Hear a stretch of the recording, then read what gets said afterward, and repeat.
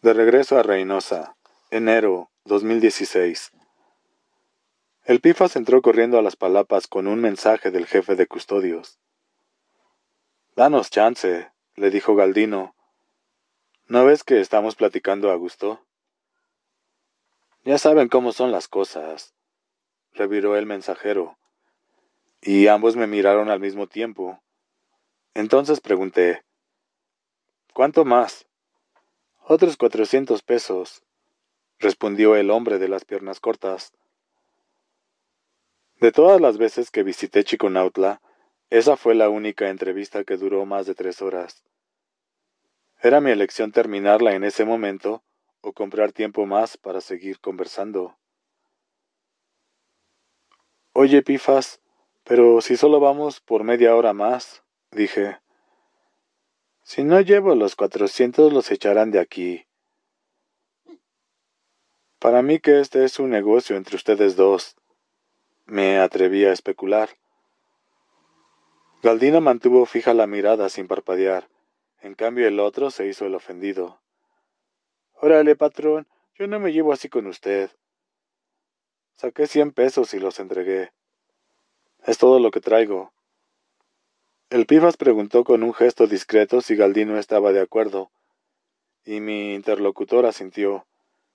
Igual que como entró, aquel hombre bajito echó a correr de vuelta en dirección a los locutorios. Entonces interrogué al hombre de azul sobre el penúltimo tema que tenía anotado en mi libreta. «¿Qué harás cuando salgas?» «No tengo de otra. Uno tiene derecho a guardarse por un rato. Pero allá afuera mi gente está esperando a que me reincorpore. Volveré a Reynosa». «¿Por qué a esa ciudad?» «Conozco bien y ahí puedo cuidarme mejor que en otros lugares». «¿Cuándo fue la última vez que estuviste por allá?» Galdino giró de nuevo la cabeza sobre el eje de su cuello, como hacía cada vez que quería ordenar sus pensamientos. «Desde 2009 que no vuelvo». Encendió un cigarro y le pedí que compartiera conmigo el otro que llevaba guardado detrás de la oreja. «¿Me va a decir por qué buscó al juez Roldán?» Soltó sin amortiguadores. «Ya lo expliqué antes. Hay cosas que no cuadran. Por eso te pedí hablar con Rosaura. Por eso estoy tratando de que tu madre me dé una entrevista. Y en el mismo sentido no quiero cerrar la investigación sin hablar con los jueces Castillo y Roldán». «¿Verónica Castillo?» «Sí, la que te sentenció hace 4 años. Uy, a ella no la va a encontrar». «¿Qué sucedió con esa mujer?» «Creo que se retiró», respondió jactancioso. La información era correcta. Desde que comencé a visitar a Galdino intenté localizar a la jueza Castillo sin ningún éxito. Solo obtuve por respuesta que había abandonado su carrera en el Poder Judicial. «¿Por qué no quieres que hable con el juez Roldán?» «Se lo dije el otro día, por las consecuencias. No quiero que le pase nada, mi señor», dijo al tiempo que señaló con la mirada mi mano quebrada. «¿Me estás amenazando otra vez?», interrogué mostrando los vendajes. «En este caso me temo que sí», respondió sin ambigüedad. «¿No me tienes confianza?» «La misma que usted me tiene a mí». Vino de nuevo el silencio y comencé a desesperar porque necesitaba resolver los términos de una despedida que debía dejarme a salvo de cualquier represalia. Obviamente Galdino también guardaba pendientes conmigo. «¿Qué pensó del dinero para sacar la pipa del corralón donde tengo guardado mi clavo? ¿Me lo va a prestar?» «Ya te dije que no tengo». «Pide entre sus conocidos, que para usted es más fácil», repitió. Estaba consciente de que era decisión mía volver a ver a Galdino cuando estuviera fuera de la cárcel o despedirme en ese momento de él. En caso de que optara por encontrarnos afuera, necesitaba ser ambigua en mi respuesta a propósito del apoyo económico que me solicitaba. Era mejor jugarme esa carta si quería guardarme una última entrevista para cerrar la conversación. Contaba todavía con la esperanza de que su madre, Carolina de la Sancha, aceptara verme. Le había enviado una larga carta contándole sobre las razones que me llevaron a entrevistar a su hijo y también sobre la importancia que su testimonio podía tener para mi trabajo. Dejé en ese documento el número del teléfono azul y 2 días después la señora respondió con un mensaje de texto diciendo que consideraría verme, siempre y cuando Galdino no se enterara. Ahora sí se acabó, patrón, nos informó el Pifas. La última entrevista en Chiconautla había llegado a su fin, y yo apagué mi cigarro a medio consumir. A no ser que la vida se pusiera necia conmigo, tenía pensado no regresar jamás a ese basurero. Yo me quedo aquí en Las Palapas, señor periodista. Está por llegar el juez Roldán para entregarme la liberación.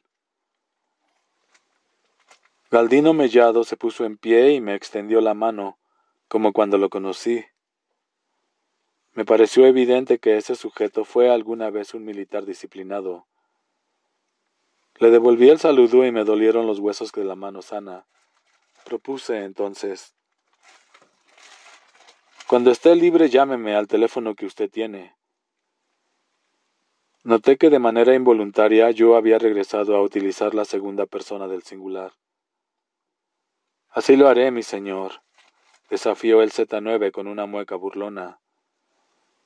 Le di una propina grande al Pifas. Después tomé camino hacia la salida de la prisión sin mirar atrás. 22. Diario de un hijo de la guerra. Enero 2010. En enero o febrero de 2010, fui a buscar a mi madre. Me apersoné en su trabajo, pero apenas me vio, se mostró bien encabronada. Preguntó que qué chingados hacía allí, y si quería meterla otra vez en problemas. Le dije que solo deseaba saber cómo le iba, y ella respondió que como podía ver estaba mejor sin mí. Lo ojete fue su cara de miedo al verme. No quiso escuchar lo que tenía por contarle después de haber pasado una semana entera bajo la tierra, ni tampoco el infierno que estaba significando la adicción a la heroína. Había dejado mi camioneta a varias cuadras de la panadería, así que regresé caminando, y fue en el trayecto que topé con el templo Alfa y Omega. Decidí husmear y una señora salió para recibirme. Me dejé llevar y tomé asiento adentro. Conducía el culto un hombre que tendría unos 80 años, un señor de pelo blanco y nariz grandota, que hablaba con las manos y nos señalaba con un dedo índice, que me pareció demasiado largo. Primero pensé que se había tomado una copa de vino, pero luego me di cuenta de que tenía dificultad para pronunciar ciertas palabras, y también para caminar. A su lado una señora buscaba en la Biblia los versículos dictados por él. Salmo tal y tal, o carta a los Corintios número tal. Una vez que los encontraba y leía en voz alta, el pastor interpretaba para nosotros. Cuando terminó su discurso, Samuel Ascari dejó a un lado la Biblia y abordó otro tema. Yo desconocía entonces casi todo sobre los evangélicos, y por eso tardé en comprender que estaba pidiendo dinero porque hacía falta para una misión de la iglesia. Al tiempo que explicaba, un asistente llegó hasta mí con una canastita en la que había muy pocos billetes y algunas monedas. Yo traía conmigo unos 40,000 pesos en efectivo y los eché dentro. El encargado de la colecta se aproximó al pastor para decirle de mi donación. Me habría gustado pasar desapercibido, pero frente a las más de 30 personas que estaban en el templo esa mañana de domingo, el pastor interrumpió el servicio para darme las gracias. Me chivié y peor fue cuando preguntó por mi nombre. Apenas respondí, dijo que el hermano José Luis Ríos Galeana había aportado los recursos faltantes para el viaje de los evangelizadores. Vino un aplauso y alabado sea el Señor. Luego preguntó si yo era cristiano. Contesté que una vez fui bautizado, pero no frecuentaba el templo. Propuso entonces que pasara al frente para dar mi testimonio. ¿Testimonio de qué chingaos? Yo no sabía qué era eso, y sin embargo un pensamiento me animó. ¿Y si ese pastor conocía a mi madre? Aunque había tenido poco contacto con ella desde que me fui a vivir a Tamaulipas, supe que se había vuelto cristiana. Fue esa idea la que movió mis pies hacia el pastor Lascari. Al tenerlo cerca sentí que su mirada era capaz de descubrir todo lo que en ese momento pasaba por mi cabeza. Me entregó un micrófono y se apartó, dejándome parado frente a la gente. No puedo explicar qué fue lo que sucedió, pero en cuanto abrí la boca comencé a hablar de más. En desorden conté mi vida. Compartí que había hecho el mal a mucha gente y que incluso había matado. Que fui militar y luego policía. Y que en ese momento me dedicaba al narcotráfico. Confesé ahí mismo que era integrante de los Zetas. Me llevó como 15 o 20 minutos escupir cuánta pendejada. Fue al último que tomé conciencia de lo asustada que había dejado a la gente con mis historias. Pero no me importó. Ocurrió como si el muro de una presa se hubiera venido abajo. Ya no aguantaba más la presión, porque después de Chiapas quedé fracturado por dentro. Samuel Ascari no me juzgó. Al concluir el culto me invitó a conversar en la oficina que tenía dentro del templo. Ahí me desplomé y comencé a llorar. El pastor me dijo que, así como yo, él había visto pasar a muchos otros jóvenes que cargan tristezas grandes. Sé de dónde vienes y entiendo por qué estás sentado frente a mí. Jesús quiere convertirte en una criatura nueva. Jesús quiere perdonarte. Cada vez que veía arrepentirse a los aleluyas, me parecían todos una bola de hipócritas. No creía en sus milagros porque estaba lejos de los cristianos. Todavía tenía fe en mis santos y sabía que esa gente pensaba en mi religión como cosa del diablo. Sin embargo, después de dar ese testimonio en el templo y de llorar frente al pastor, me entró una paz que desconocía. Llevaba conmigo un rosario de perlitas que era ostentoso y caro. Se parecía a aquel que Alfredo Ríos Galeana me regaló cuando era chamaco. En agradecimiento me lo quité de encima y se lo ofrecí al pastor. Primero quiso rechazarlo, pero cuando lo miró de cerca cambió de opinión. No es que a Lascari le gustaran las joyas. Lo que pasa es que necesitaba dinero para mantener los templos de su congregación. Le propuse hacer aportaciones grandes para ayudarlo y me preguntó si el dinero que entregué durante la celebración del culto tenía un origen legal. Aunque me habría gustado seguir conversando sin mentiras, mejor le dije que sí y quedó satisfecho. Me contó, según esto, que de muy chamaco trabajó de mozo en una escuela allá en Nuevo Laredo, y el director lo dejó vivir ahí porque no le alcanzaba para el alojamiento. Comparó mi situación de ese momento porque le dije que, desde mi regreso a la Ciudad de México, dormía en hoteles, ya que mi madre no quiso recibirme en su casa.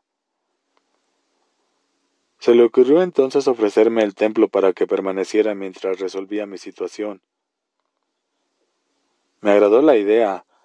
Era mejor que seguir como corcholata rebotando de un lugar a otro. Llamó entonces a la señora que se encargaba de la limpieza en el Alfa y Omega y le pidió que buscara almohadas y cobijas para mí. También ordenó que me mostrara un cuarto en el segundo piso que usaban para cuando había cursos de evangelización. Era de locos lo que Dios me había elegido. Era de locos lo de que Dios me había elegido. Y yo debía ponerme a su servicio porque mi testimonio, presumió Lascari, podía hacer bien a otros. Lo único claro para mí es que estaba harto de la soledad. Dormir ahí no hizo que cambiara el resto de mis actividades. Continué como responsable de organizar reuniones para los altos mandos de la compañía. Todas eran negociaciones que me generaban buen dinero. Tampoco dejé la droga, aunque jamás me inyecté dentro del templo, y mantuve la relación con Rosaura, aunque jamás la llevé a dormir conmigo al Alfa y Omega.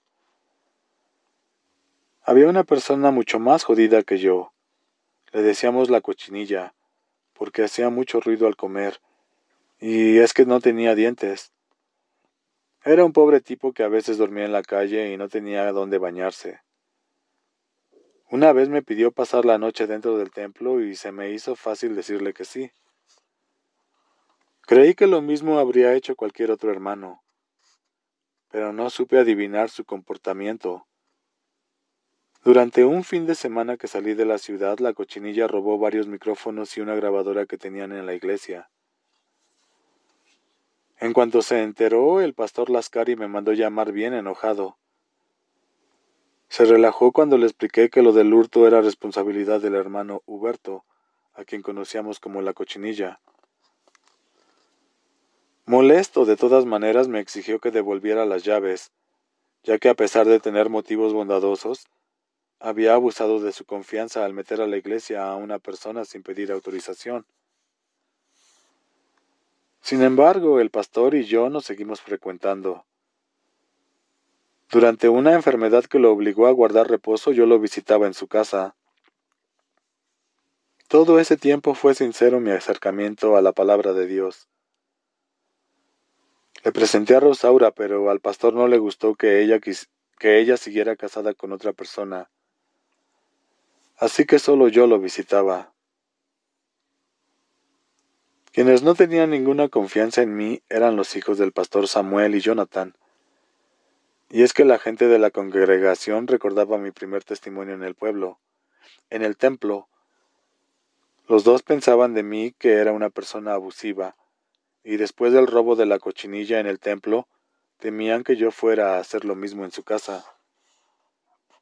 Por eso Jonathan se inventó la mentira sobre la pistola y maquinó con su hermano que me metieran a la cárcel. El pastor lo regañó porque no era de buenos cristianos encerrar a alguien por un asunto tan menor. Al final, Lascari prometió a sus hijos que no volverían a verme, siempre y cuando retiraran la denuncia. Jonathan cumplió su palabra, pero para ese momento yo ya había decidido quedarme a vivir en Chiconautla.